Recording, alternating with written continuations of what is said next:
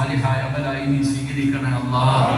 എന്തെങ്കിലും തെറ്റുകളോ ന്യൂനതകളോ വന്നു പോയിട്ടുണ്ടെങ്കിൽ നിന്റെ കരുണ കൊണ്ട് നിന്റെ ഔദാര്യം കൊണ്ട് നീ പുറത്തു മാപ്പാക്കണേ അല്ലാഹ്. ഈ വെള്ളിയാഴ്ച രാവിലെ ഈ മജ്‌ലിസിൽ ഇരുന്നു കൊണ്ട് നിന്റെ മുമ്പിലേക്ക് നീട്ടുന്ന ഈ കൈകളെ നീ തട്ടിക്കളയല്ല അല്ലാഹ്. പടച്ചവനെ, ഈ 11 മണി വരെ ഞങ്ങളുടെ ജീവിതത്തിൽ വന്ന സർവ്വ അപരാധങ്ങളും നീ പുറത്തു തരണേ അല്ലാഹ്. നീ ഞങ്ങളോട് കരുണ കാണിക്കണേ അല്ലാഹ്. അറിഞ്ഞും അറിയാതെയും രഹസ്യമായും പരസ്യമായും ചെയ്ത സർവ്വ പാപങ്ങളും ഞങ്ങൾ ഏറ്റുപറയുന്ന പടച്ചവനെ, ഞങ്ങൾക്ക് കുറ്റബോധമുണ്ട് റഹ്മാനെ.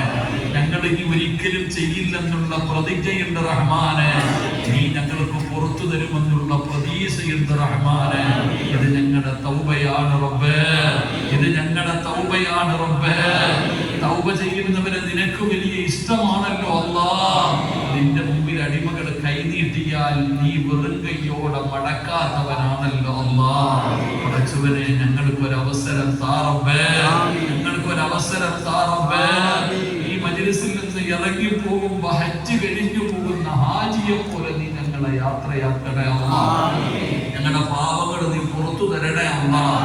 ഒരാളെയും പോടാ എന്ന് പറഞ്ഞ് ഇറക്കി വിടല്ലേ അല്ലാഹ്.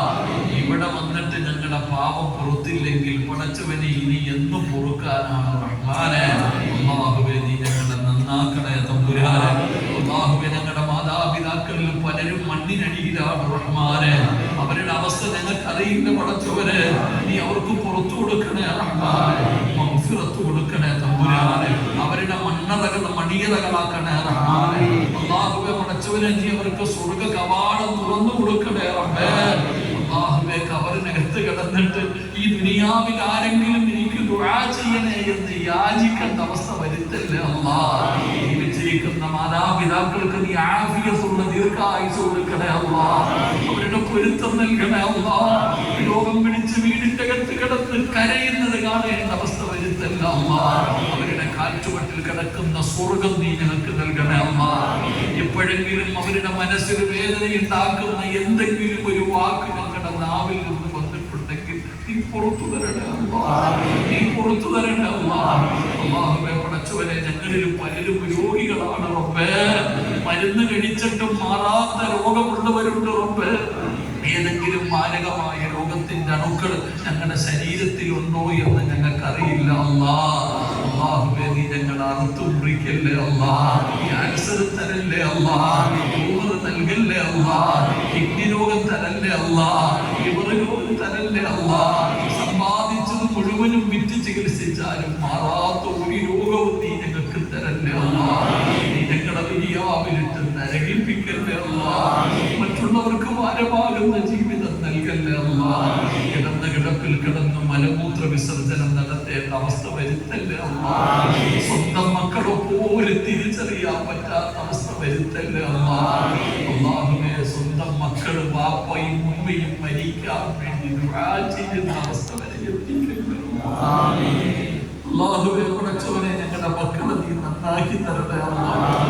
കഷ്ടപ്പെട്ട് വളർത്തിയിട്ട് ഞങ്ങൾക്ക് നരകമായി തരുന്ന മക്കളാക്കല്ലേ അല്ലാഹ്. ഞങ്ങളെ തല്ലിക്കൊല്ലുന്ന മക്കളാക്കല്ലേ അല്ലാഹ്. അല്ലാഹുവേ, ഞങ്ങളുടെ ഭാര്യമാരെ നീ സ്വാലിഹത്തുകളാക്കണേ അല്ലാഹ്. ഉള്ളതുകൊണ്ട് തൃപ്തിപ്പെടുത്താനുള്ള മനസ്സ് കൊടുക്കണേ അല്ലാഹ്. അഹങ്കാരികളാക്കല്ലേ അല്ലാഹ്. അല്ലാഹുവേ, പടച്ചവനെ, റബ്ബേ, ഇവിടെ ഒരുമിച്ച് കൂടി ഞങ്ങളെ നീ കബൂലാക്കണേ അല്ലാഹ്. അല്ലാഹുവേ, എപ്പോ എവിടെ വെച്ച് മരിക്കുമെന്ന് ഞങ്ങൾക്ക് ആർക്കും അറിയില്ല റബ്ബേ. ഈമാനുള്ള മരണം നൽകണേ അല്ലാഹ്. ഈമാനുള്ള മരണം നൽകണേ അല്ലാഹ്. ശരീരത്തിന്റെ കൂലി കിട്ടുന്ന മരണം നൽകണേ അല്ലാഹ്. 40 പേര് നല്ലത് പറയുന്ന മരണം നൽകണേ അല്ലാഹ്. തൗബ ചെയ്ത് മരിക്കുന്നവരിൽ പെടുത്തണേ അല്ലാഹ്. ഞങ്ങൾ ആരെയും നീ കടക്കാരാക്കി മരിപ്പിക്കല്ലേ അല്ലാഹ്. ഞങ്ങൾ ആരെയും നീ കടക്കാരാക്കി മരിപ്പിക്കല്ലേ അല്ലാഹ്. അല്ലാഹുവേ, പടച്ചവനെ, 100 പേരിൽ കൂടുതൽ ഞങ്ങളുടെ മയ്യത്ത് നിസ്കാരത്തിൽ പങ്കെടുക്കണേ അല്ലാഹ്. അല്ലാഹുവേ, പടച്ചവനെ, അല്ലാഹുവേ, ഈ സദസ്സിലിരിക്കുന്ന എല്ലാവരെയും നീ കബൂലാക്കണേ അല്ലാഹ്. അല്ലാഹുവേ, ശൈഖുനായിക്ക് നീ ആഫിയത്തുള്ള ദീർഘായുസ്സ് കൊടുക്കണേ അല്ലാഹ്. ഇവിടുത്തെ ഖിദ്മത്തുകൾ സ്വീകരിക്കണേ അല്ലാഹ്. അല്ലാഹുവേ, പടച്ചവനെ, മരിക്കുന്ന കാലം വരെ പടച്ചവനെ മുദല്ലിസായി ദീനിന്റെ ദഅവത്ത് ചെയ്യാനുള്ള